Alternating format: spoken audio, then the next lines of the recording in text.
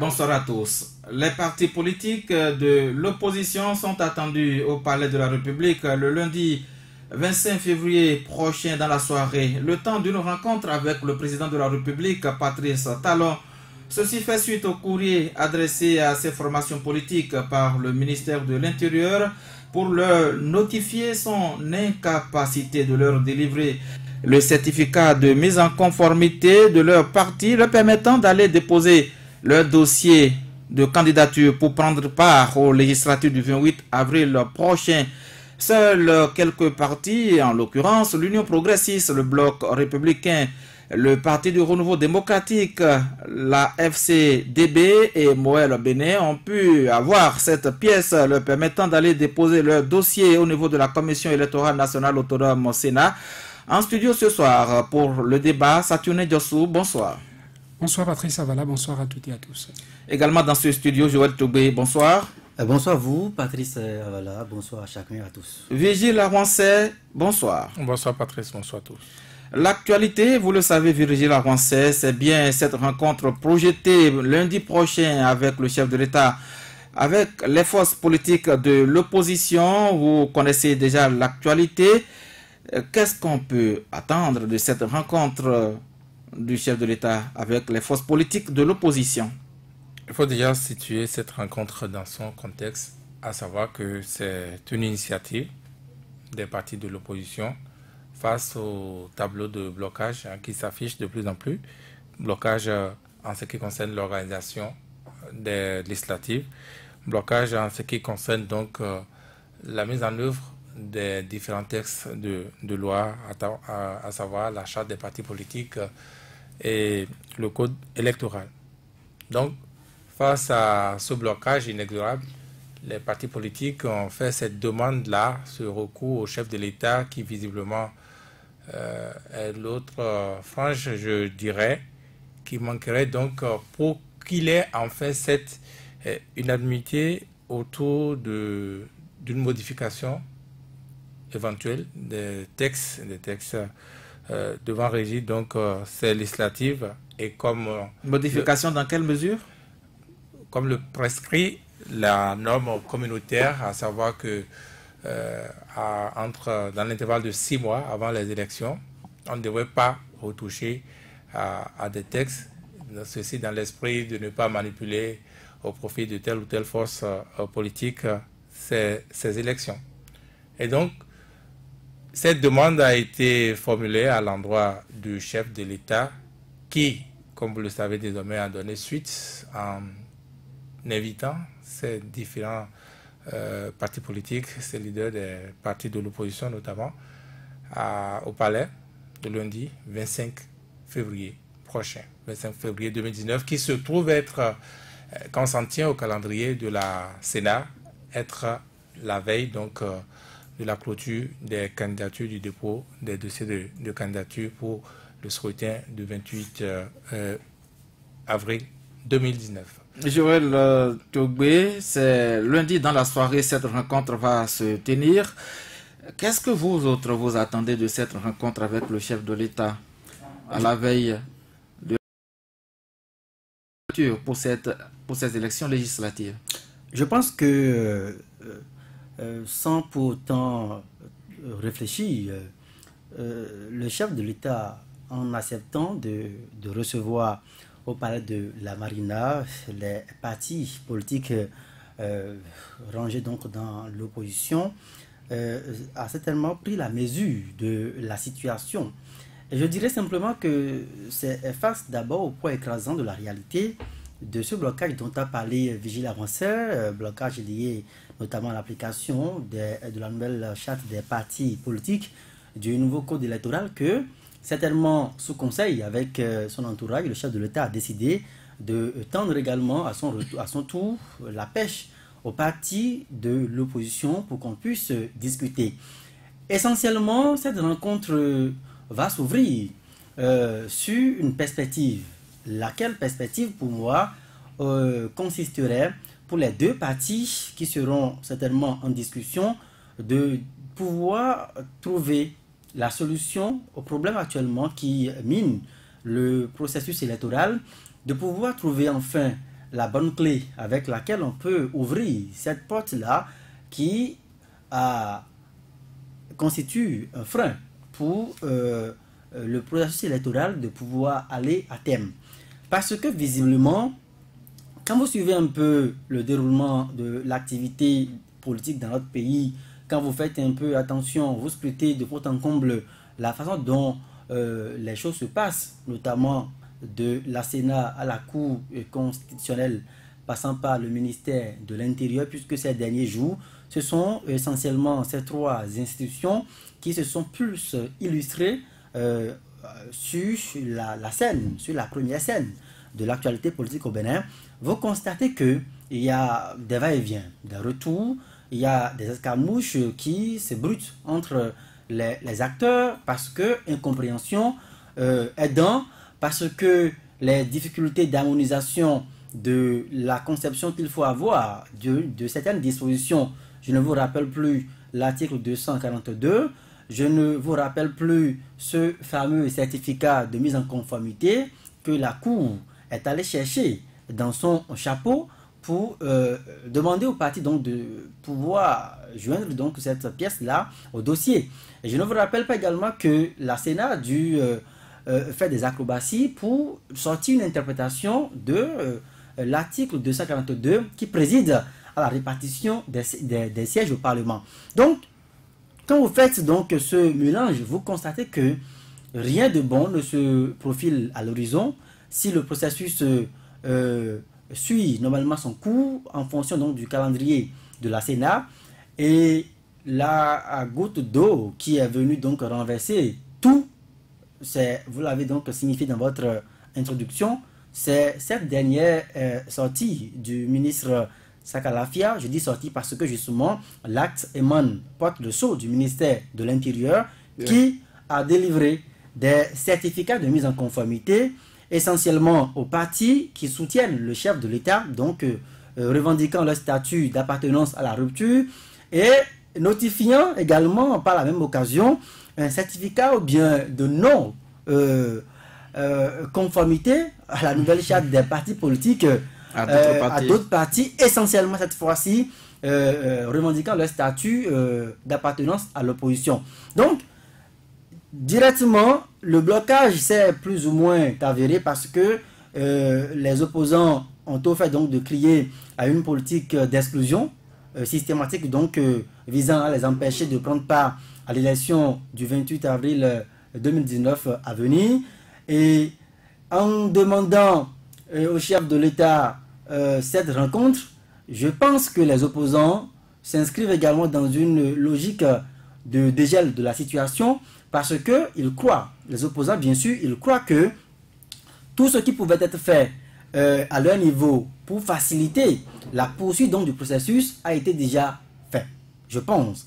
Les interpellations, les explications, les craintes ont été exprimées.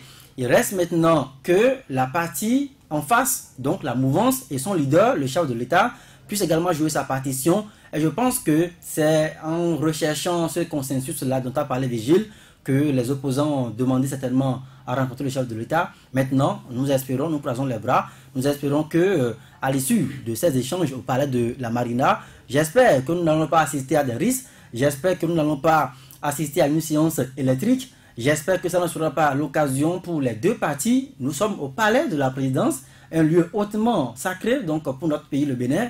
Et quand on parle donc de palais de la Marina, il faut reconnaître que c'est avant tout un symbole de l'État. J'espère qu'on ne va pas transformer cette séance-là en une séance donc de règlement des comptes, en une séance où on va, disons, ressusciter, faire donc la résurrection des problèmes. À cette rencontre, on veut un dégel de la situation. On veut un dégel et donc il faut déjà, pour moi, c'est là je vais terminer sur la question, il faut donc que chacune des parties devant prendre part aux assises puisse se mettre dans la prédisposition de l'esprit même du dialogue.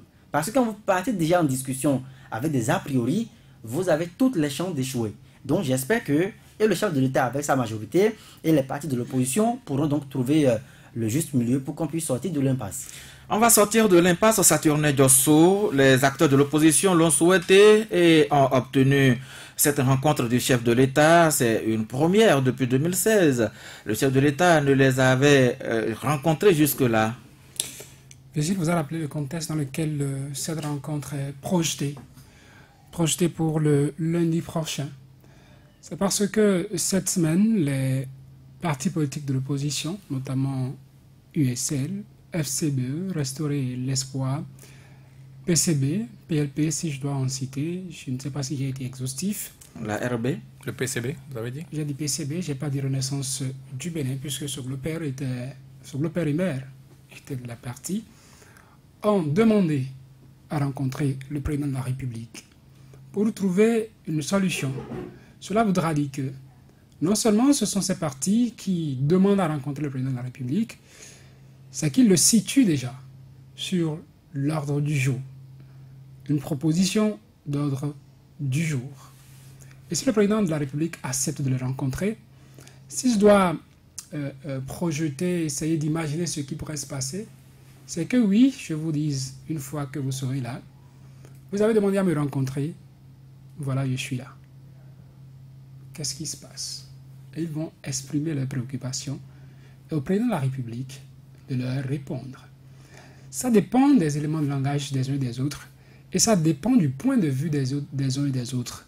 Et ce qui n'est pas évident déjà qu'il faut dire, c'est que le président de la République et les partis de l'opposition aient le même point de vue. Parce qu'a priori, quand on est de l'opposition, c'est qu'on critique les actions du pouvoir en place. C'est qu'on a des avis qui ne sont pas les mêmes. C'est par exemple le président de la République qui, même hors gotha politique, avait rencontré, ou à des occasions de rencontre des leaders religieux, des gens de la société civile, ne partage pas toujours le tableau complet du Bénin. Je parle de leaders religieux, je me rappelle cette rencontre avec la conférence épiscopale du Bénin, où la conférence exposait, peignait un tableau de malaise qui régnait dans le pays. Et le président de la République qui prend la parole et qui dit « Il n'y a pas malaise, c'est vous qui aviez cette impression. » Pour les autres, c'est que le Bénin ne se porte pas trop bien. Mais pour le président de la République, c'est que le Bénin se porte bien. Et donc, quand au départ, on n'a pas les mêmes points de vue, il est difficile de s'accorder sur quelque chose. Parce qu'il y a quelqu'un qui est en position de force. Lui, le président de la République aujourd'hui, c'est lui qui a été élu par les Béninois pour diriger le pays. Et si, entre-temps, il ne partage pas votre point de vue, il peut se sentir libre d'intégrer vos propositions ou de ne pas les intégrer.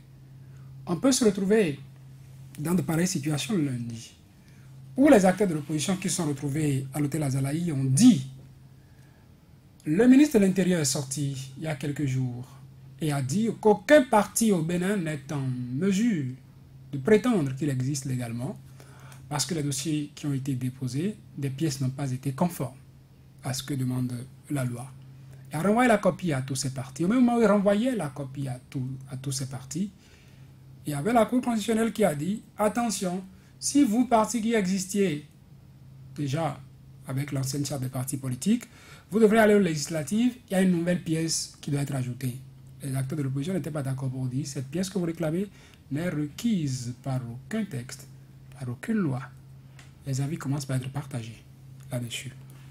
Le ministre de l'Intérieur qui dit par là-dessus, parce que la Cour constitutionnelle a demandé ou l'a proposé, les partis nouvellement créés qui n'ont pas encore la possibilité d'aller jusqu'au journal officiel avant d'être réglementairement enregistrés, donc pour avoir le OK pour aller aux élections, ces partis, au lieu d'attendre qu'ils aillent au journal officiel avant de revenir, nous créons une disposition transitoire qui n'est nulle part dans la charte des partis politiques votée à l'Assemblée nationale et promulguée par le président de la République. Est-ce 2 poids 2 mesures?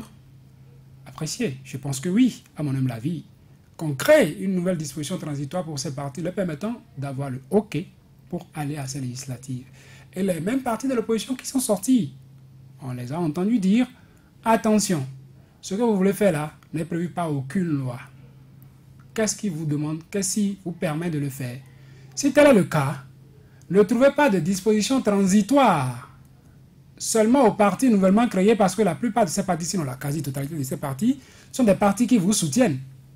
Délivrez le papier à tout le monde pour qu'on y aille et que ce soit la compétition qu'on soit départagé. Puisque tous sont dans une situation irrégulière. Dans une même situation. C'était avant-hier ou je ne sais quel jour.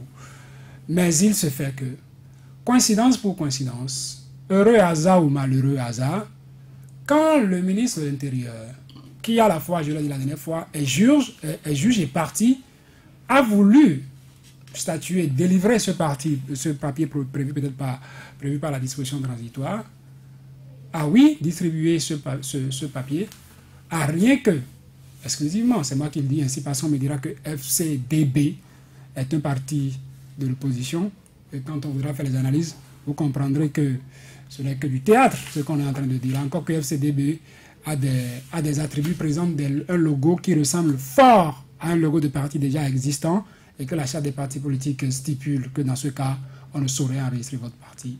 Et ça fait que ce sont des partis qui soutiennent le président de la République, ou les partis qui sont des partis attenants, pour ainsi dire, qui sont des partis alliés. En tout cas, les partis qui ont eu leur récépissé sont rien que ces partis. Et qu'il n'y a aucun parti de l'opposition qui ait bénéficié de ce parti. Quand ceux-là voudront se retrouver... De ce certificat. Quand ceux-là voudront se retrouver devant le président de la République et lui dire, Monsieur le Président, il y a 2 poids 2 mesures, les autres n'étaient pas prêts, vous l'avez délivré de parti, par contre, nous, vous avez rejeté notre dossier. En président de la République, j'imagine l'argument qui pourra leur servir. Est-ce que vos dossiers sont conformes? Est-ce que c'est le président de la République qui a délivré le certificat de mise en conformité? C'est qui le ministre de l'Intérieur? Il est dans quel gouvernement? Le gouvernement de qui? C'est le gouvernement, pour ainsi dire, qui a délivré le papier. Il dira qu'il a fait exercice du pouvoir que lui confère les tests de la République. C'est clair. Le président va dire, est-ce que vos papiers que vous avez présentés sont conformes à ce que demandent les textes? Selon la notification du ministre de l'Intérieur, c'est non. Et pourrait leur dire, vous ne pouvez qu'en vouloir qu'à vous-même, parce que ce n'est pas moi qui vous ai demandé de ne pas vous conformer à ça. Alors que dans le fond, quand on va se mettre à analyser, on se rendra compte que les arguments qui ont été évoqués par le ministre de l'Intérieur pour ne pas délivrer le certificat de conformité à ces partis ne sont pas fondés, comme d'aucuns ont commencé par analyser et ont commencé par dire déjà. Parce qu'à plusieurs endroits, on peut le relever. À un premier niveau, quand le ministre de l'Intérieur a voulu notifier aux partis mis en cause les pièces qu'ils devront corriger pour être en conformité, il ne leur avait pas notifié ce qu'il a dit hier ou avant-hier. Donc tout ce qu'il a demandé aux autres de faire, les autres se sont conformés à ça. Et c'est comme si on sort d'autres arguments, on découvre soudain qu'il y avait d'autres choses qu'on n'avait pas réussi à vous notifier. Pour recaler certains? Intentionnellement, on fera les dossiers. Donc quand on part sur ce postulat, on peut se dire, le président de la République dira, c'est pas moi qui vous ai empêché d'avoir vos papiers. C'est vous-même, parce que vos papiers ne sont pas conformes. Vos pièces ne sont pas conformes. Vos dossiers présentent des problèmes là-dessus.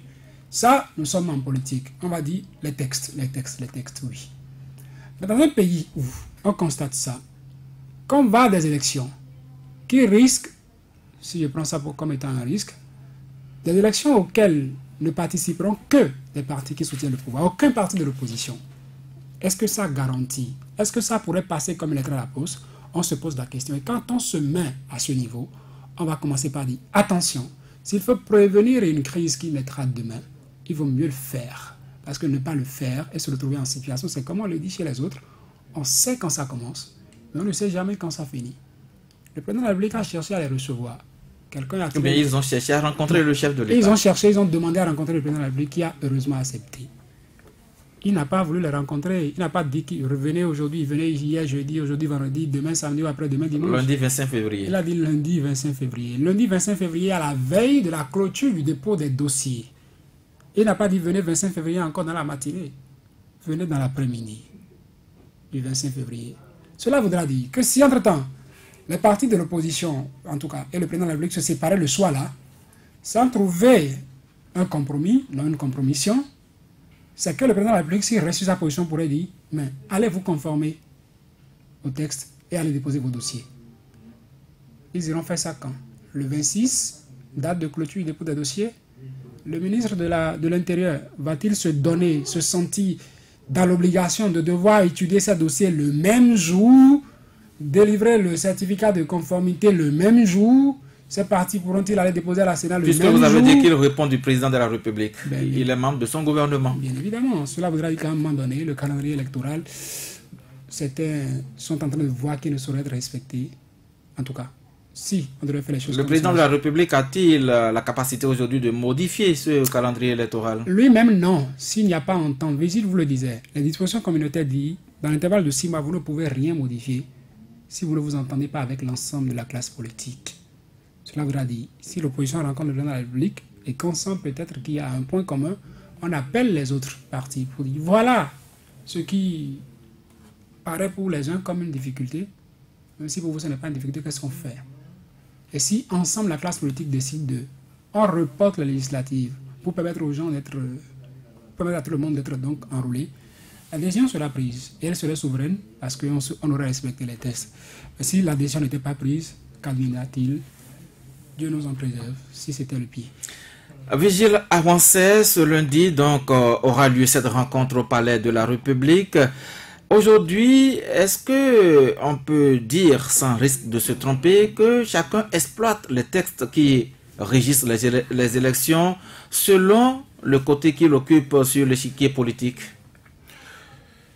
Bon, je ne dirais pas ça. Parlant Je ne dirais pas ça. du ministère de l'Intérieur et des partis de l'opposition. Je ne dirais pas ça. Les textes sont assez clairs, hein, même si, disons, la Cour constitutionnelle en a rajouté une ligne. Les textes sont assez clairs. Vous avez suivi, vous avez eu la réponse du parti Restaurer l'Espoir, par exemple, adressée au ministre de l'Intérieur par rapport au rejet de ces dossiers. Bien sûr. Qui estime qu'il est dans sa légalité.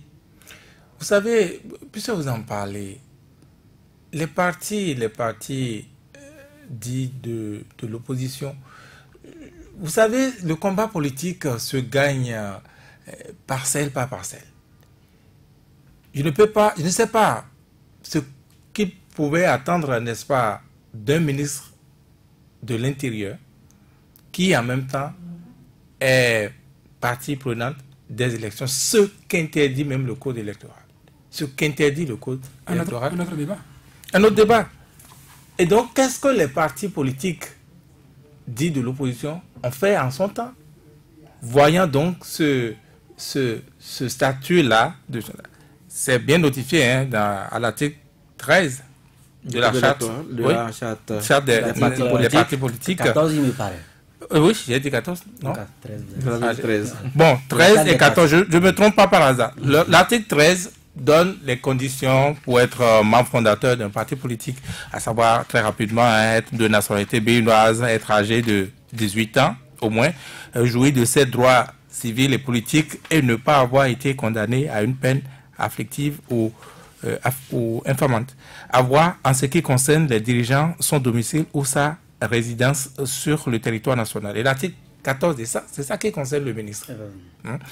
Dit, nonobstant les dispositions de l'article 13 que je viens de citer, ne peuvent être fondateurs ou dirigeants d'un parti politique les personnes membres des institutions de l'État impliquées dans l'organisation des élections et dans la gestion du contentieux électoral. Le cas du ministre Sakalafia. Mais dans ces conditions, il faut saisir la justice. Les personnes responsables des organisations de la société civile intervenant dans le secteur de la gouvernance démocratique et dans l'intervention des processus électoraux. Ça, c'est pour les organisations de la société civile. Encore une fois, qui concerne les agents publics en service dans les institutions de l'État impliqués dans l'organisation des élections ou la gestion du contentieux électoral. Et on revient encore au ministre, tout membre ou agent public des institutions ou organisations susvisées est mis en disponibilité de son parti politique dès sa prise de responsabilité dans les dites institutions ou organisations. En termes clairs. En termes clairs, eh bien, c'est déjà là qu'il y a violation de la loi, de cette charte-là, déjà là qu'il avait une action à faire. Le problème, ce n'est même pas d'intenter l'action et d'obtenir résultat, mais pour l'histoire. Oui, pour les témoignages. Oui, pour la communauté nationale et internationale. Un peu comme cette requête donc, des partis politiques de l'opposition. À savoir, on demande au chef de l'État à nous recevoir pour qu'on dialogue, pour qu'on s'en sorte. Le chef de l'État, heureusement, il a donné suite. Mais il a donné suite comme ça ne devait jamais manquer. On est encore dans le jeu politique. Il pousse jusqu'au 25. Vous n'êtes pas maître de son calendrier. Bon, quand vous parlez allez prendre, reprenez encore les textes. Vous allez voir, même les contentieux vous disent que c'est toujours d'urgence qu'on statue. Quand il s'agit des élections, c'est toujours d'urgence qu'on statue. Nous sommes dans le week-end déjà. Qu'est-ce que vous appelez week-end? Le chef de l'État ne reçoit-il pas des gens les week-ends? La On n'a jamais vu ça. Qu'est-ce que vous appelez week-end? Dites-moi que le chef de l'État avait un agenda de ceci, cela, qu'on puisse... Mais rien, on n'a pas d'informations par rapport à ça. Vous ne maîtrisez pas l'agenda du chef de l'État? Je ne peux pas maîtriser l'agenda du chef de l'État, mais ça se sait. On peut l'évoquer et rien, juste là, ne l'évoque. Donc moi, je m'en tiens à ce à quoi je m'en tiens. Et face à ces violations flagrantes du code de la charte des partis politiques... Il n'y a pas que ça. Il n'y a pas que ça. Voyez, je vous dis, le jeu politique, ça se gagne parcelle après parcelle. Il y a un parti que j'ai du mal à... Non, je crois que c'est BD. FCBD, parce que FC Football Club... Non, DB, Développement du Bénin.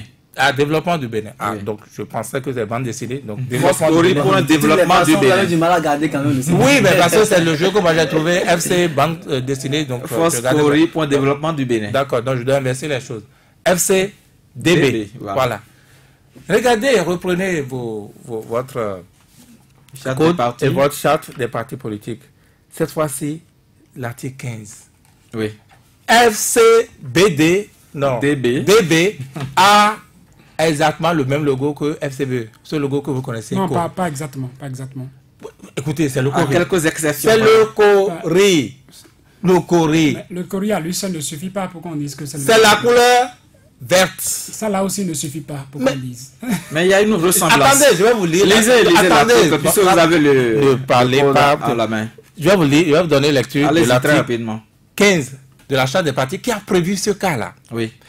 Aucun parti politique nouvellement créé ou né de la scission d'un parti existant ne peut choisir une dénomination, un emblème, un logo, un sigle ou un slogan qui coïncide avec ceux d'un parti déjà enregistré au ministère chargé de l'Intérieur ou qui est susceptible d'engendrer la confusion dans l'esprit de ses électeurs. Vous avez compris? Avec FCBE ce Cori, FCDB, oui, on peut mélanger. La preuve, c'est que je mélange. Et je ne le mélange pas exprès, je me trompe réellement. Je me suis donné le temps d'apprendre à appeler. Sans y arriver. Sans y arriver, vous me faites constater là. Vous voyez? Donc, c'est de cela qu'il s'agit. On peut dire que c'est maintenant que FCDB a une existence légale et que c'est maintenant que la FCB peut intenter une action. Vous voyez? Alors que les élections pointent à l'horizon. On se pose encore. Mais vous pensez que c'est gratuit? Allez demander à tous les... On vous dit, mais on dit que l'opposition... Et la presse également, malencontreusement, répète que oui, c'est une partie de l'opposition qu'on a privé des élections, qui est recalée. Parce que FCDB n'est pas venu par hasard. Parce que c'était bien pensé et il a été dit dès le départ que ça va être un parti de l'opposition. Souman Toleba, il était connu dans quelle sphère de l'opposition au Bénin? Au congrès constitutif de ce parti, il avait dit qu'il faisait partie de l'opposition. Oui, mais c'est ce que je vous dis. Il est né pour ça. Non? Il est né... Visiblement, c'est pas méchant de dire que c'est une opposition fabriquée. Et fabriquée pas gratuitement.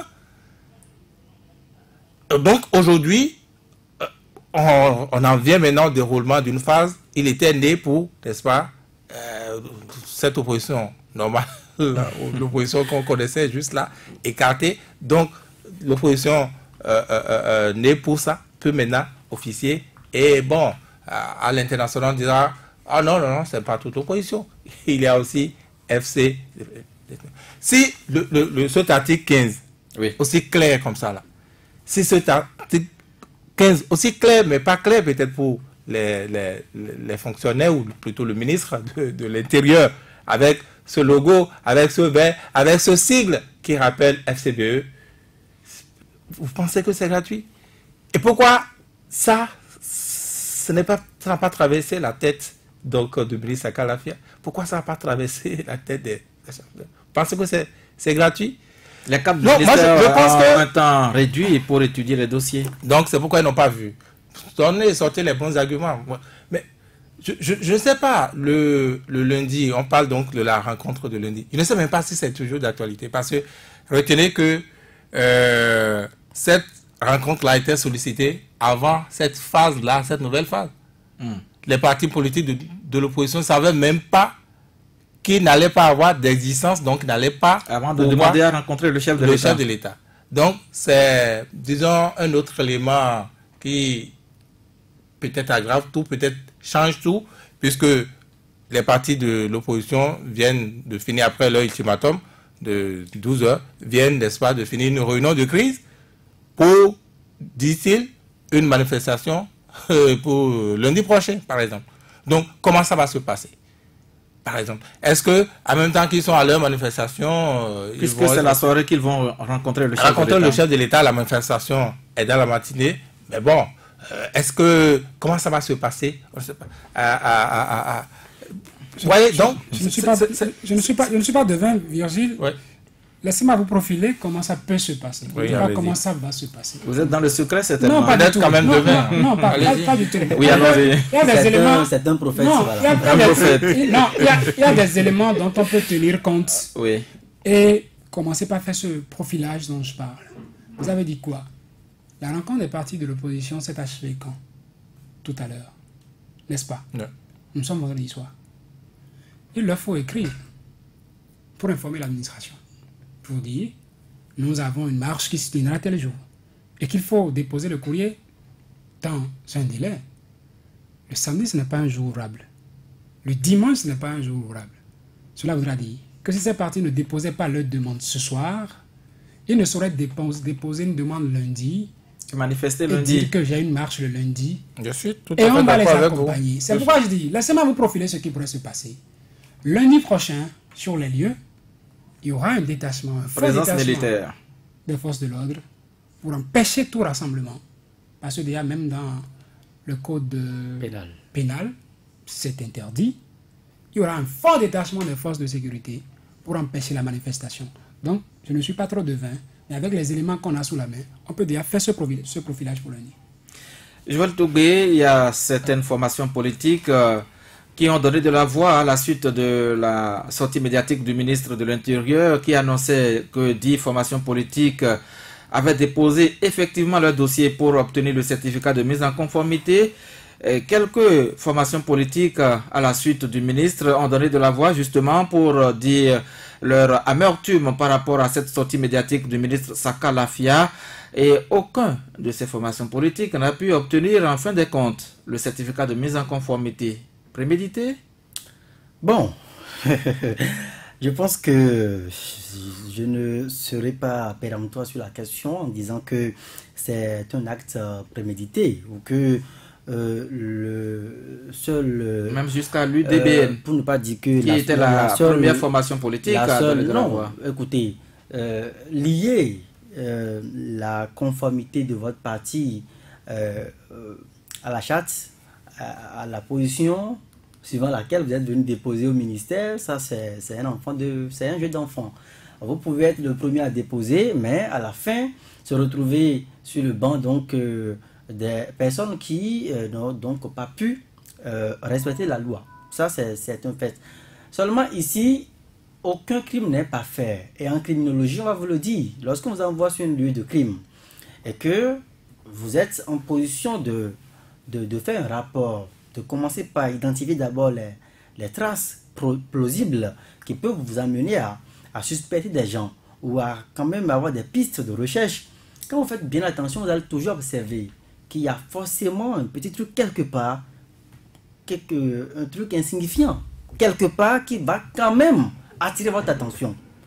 Et c'est pourquoi je dis que le ministre de l'Intérieur, par ailleurs jugé parti, puisque c'est clair, limpide désormais que sa position aujourd'hui dans ce jeu est en violation avec l'article notamment 14 de la charte des partis politiques. Même s'il n'est pas candidat, il est membre fondateur. Il est membre fondateur. L'article ne parle même pas de candidat. Voilà, de membre fondateur du parti Union Progressiste. Alors, je pense que je disais qu'aucun crime n'est pas fait en voulant délivrer le certificat de mise en conformité. Et c'est là où peut-être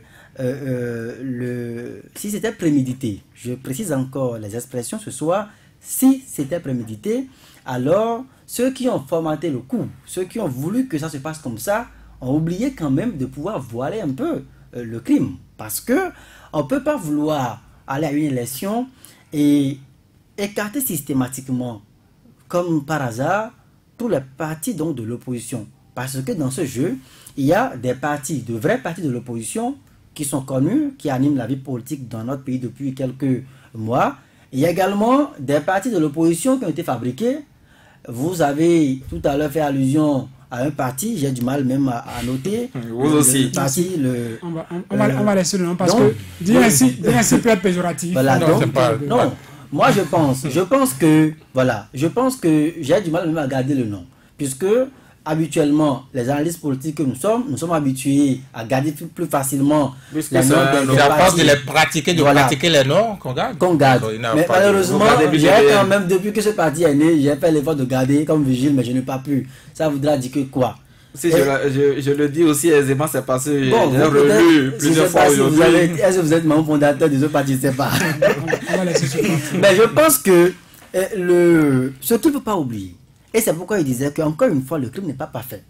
L'article 15 dont a fait allusion Vigile Avancé de la charte des partis politiques, il y a une portion, une séquence donc de ce texte qui m'intéresse. Et je ne suis pas convaincu que les cadres, ces élites du ministère de l'Intérieur et le ministre Sakalafia lui-même, le ministre de l'Intérieur lui-même, avec son expérience en politique, avec la pratique de la chose politique qu'il a, on peut nous dire que ça a quand même échappé. L'article dit que, exactement, susceptible d'engendrer la confusion dans l'esprit de ses électeurs. Peut-être qu'au niveau du ministère de l'Intérieur, on n'a pas vu une confusion venir. La confusion dans l'esprit. Ça, c'est clair que quand on évoque le parti qui a pratiquement les mêmes enseignes, les mêmes emblèmes, le même logo pratiquement. À part la carte du Bénin. À part la carte du Bénin qui est venue noyer ou bien qui est venue être comme un contenant des coris disposés. Je pense qu'à part cela, on ne peut pas dire que ça ne crée pas la confusion dans l'esprit des concitoyens et des électeurs qui étaient déjà habitués à la FCBE portée par Bouni Yahi. Donc je ne peux pas comprendre qu'on puisse délivrer le certificat de mise en conformité à ce parti, par exemple, qui est en violation, qui existe aujourd'hui en violation de la loi, et dire que d'autres partis ne peuvent pas avoir ce certificat de mise en conformité. Je pense que, nonobstant, mis à part les failles que le ministre a relevées, encore que là le débat pourra se faire pour empêcher les partis de l'opposition de pouvoir prendre part aux élections, finalement, parce que n'ayant pas d'existence légale en République du Bénin actuellement, le débat pourra donc continuer par se faire, je le disais il y a un instant. Je pense que ceux qui ont formaté, puisque la question c'est de savoir si c'est prémédité ou pas, oui. Je dis, je ne suis pas péremptoire, mais j'ai quand même des éléments qui viennent à charge et qui créent également la confusion dans ma tête. Et je me pose encore mille et une questions. Si c'est prémédité, encore une fois, ça voudra dire que ceux qui ont demandé à ce que ça se passe comme ça ont oublié de bien raffiner leur forfait à tel enseigne qu'on pouvait quand même délivrer. Je pense qu'on pouvait peut-être fermer les yeux, délivrer peut-être ce certificat de mise en conformité. On a d'ailleurs mis des partis de l'opposition entre la FCBE, RE, USL, on pouvait peut-être délivrer, ou bien le PCB même, qui sait, on pouvait délivrer. Il ne figurait pas dans les 10 partis. On pouvait quand même délivrer ce certificat. Et aujourd'hui, vous verrez que le débat ne serait pas aussi intensifié. On dira à juste titre que c'est une partie de l'opposition qui a été écartée et que dans la course, il y a encore une partie de l'opposition et le débat serait clos. Le débat serait donc déjà terminé depuis. Mais parce que, bon, je ne vais pas répéter les mots que j'ai utilisés en d'autres circonstances, parce que finalement, on ne veut pas avoir de la compétition certainement en face. On a tout fait pour envoyer donc en lice les partis qui se réclament être donc de la maison que vous connaissez très bien. Maintenant, il ne reste que pour les partis de l'opposition, USL, Restaurer l'Espoir, FCBE, PCB, peut-être de courir pour se jeter dans les bras, je ne sais pas, pour rien un peu, de la FCDB, puisque c'est le seul parti de l'opposition dont on nous a parlé, que les autres partis peut-être aillent se jeter dans les bras. Qui est libre de les accueillir. Non, c'est la conséquence directe. Ça peut paraître banal, mais c'est la conséquence directe de ce qui a été fait. Si le lundi, au soir du lundi par exemple, en tant que statunaire, vous avez démontré de façon extraordinaire les schémas possibles qui vont se dérouler le lundi prochain.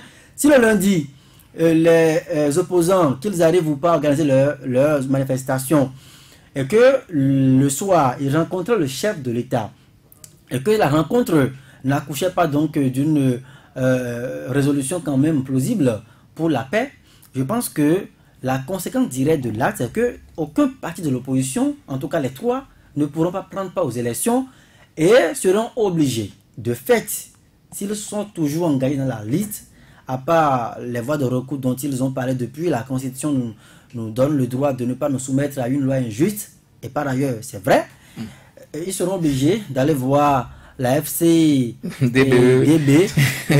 pour les récupérer, pour les embarquer donc pour les élections. Peut-être que c'est ça. Est-ce que vous pensez que pour des négociations qui ont échoué à la veille de la date de clôture des dépôts, tout est possible là. Non, c'est pas. Moi, je ne vois pas la possibilité. Parce que vous n'allez pas me dire que si le parti FCDB voulait aller aux législatives, il n'y avait pas de candidats dans il ne serait pas au toutes soir les circonscriptions électorales. Il n'aurait pas bouclé tous les sièges à pourvoir dans toutes les circonscriptions électorales. On peut électorales tout modifier. Pour qu'on dise, bon, vous avez été rejeté ailleurs. Venez, je vous enrôle. Moi, j'ai encore des places disponibles. Venez, je vous enrôle. Moi, je ne vais pas. Il peut veiller pour le faire. C'est la décision du ministre. Ce n'est pas impossible. Dans tous les schémas, moi, je ne vais pas cela. En tout cas, je vais voir ça avant de croire. Oui, Saturne Diosso, depuis le 17 septembre 2018, si mes souvenirs sont bons, au vote de ces différents tests au niveau de l'Assemblée nationale, est-ce que... C'est bien la promulgation. C'était déjà la promulgation. Oui, de toute la façon, à l'Assemblée nationale, les tests ont été votés il y a environ 6 mois, pour ne pas dire à 7 mois des élections.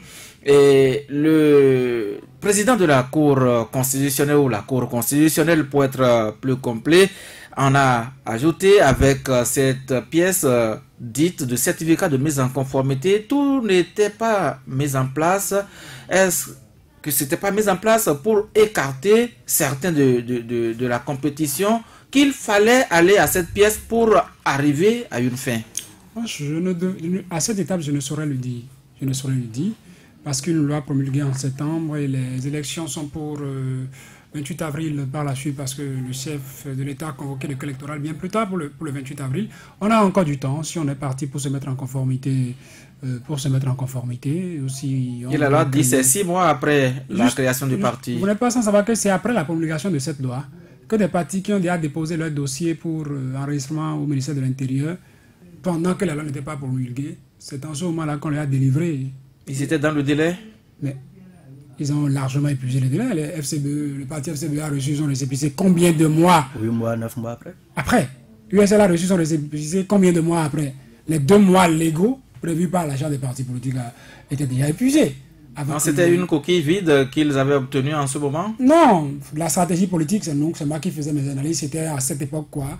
Les opposants, les partis de l'opposition étaient en train de mijoter une stratégie, avoir une liste unique. Parce que quand on analyse, on saura que, bon, on n'a peut-être pas encore délivré le récépissé, même si USL dit, les 2 mois sont passés, donc d'office, la charte dit, l'ancienne charte, c'est que j'existe déjà, tout comme FCBE. On s'est peut-être dit, s'ils n'ont pas le récépissé, c'est peut-être parce qu'ils n'ont pas le récépissé qu'ils trouvent qu'il vaut mieux pour eux d'aller ensemble. Maintenant qu'ils auront, quand ils veulent donner le récépissé, ça peut les diviser et ça n'a pas manqué.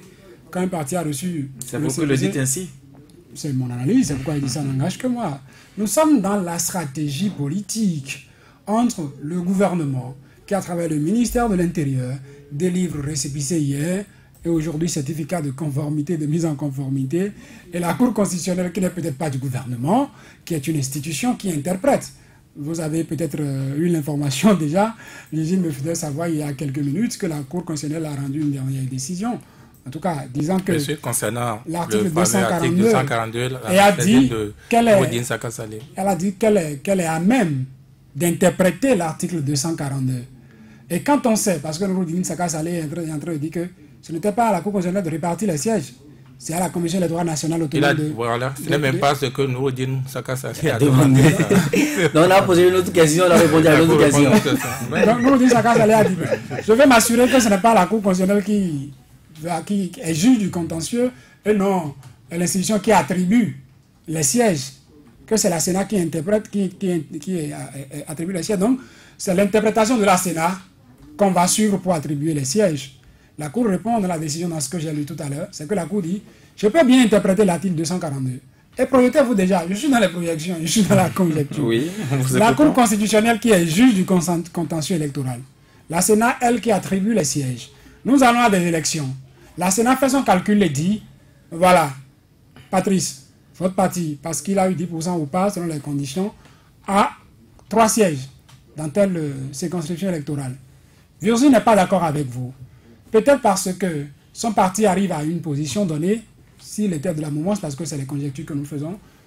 Je crois que Jésus a le dos assez large pour porter tous les péchés d'Israël, disons-le. Un parti de la mouvance trouve que, bon, premier, deuxième, troisième, avec 10%, c'est peut-être des partis de l'opposition.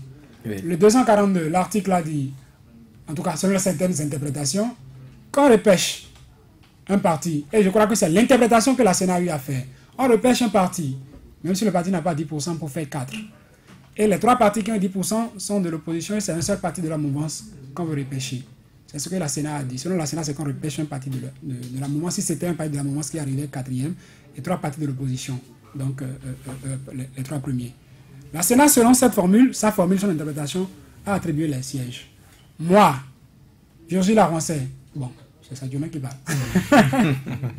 Arrivé 5e, je saisis la Cour pour dire, l'article 242 a dit, à condition que, s'il a et tout, et que je suis 5e. Non, là, sans que, toutefois. Bon, sans que, toutefois. Et que pour moi, cette interprétation voudrait dire que, tant que 4 partis n'ont pas 10%, cela voudra dire qu'on ne tient pas compte des 10% pour partager les sièges. Donc on ouvre les sièges à tout le monde. Et moi, je saisis la Cour constitutionnelle pour dire, moi, c'est mon interprétation que j'ai, et que je vous saisis, vous, Cour constitutionnelle, pour ce contentieux, pour que vous régliez. Imaginez que la Cour constitutionnelle qui, aujourd'hui, a répondu la dernière fois que ce n'est pas encore pour lui le moment d'interpréter les textes, on arrive à dire, Virgile, c'est vous qui avez raison, hein. Donc 242, ça dit, tant que 4 partis n'ont pas 10%, on rabat les 4, et tous les partis sont désormais éligibles pour le partage des sièges.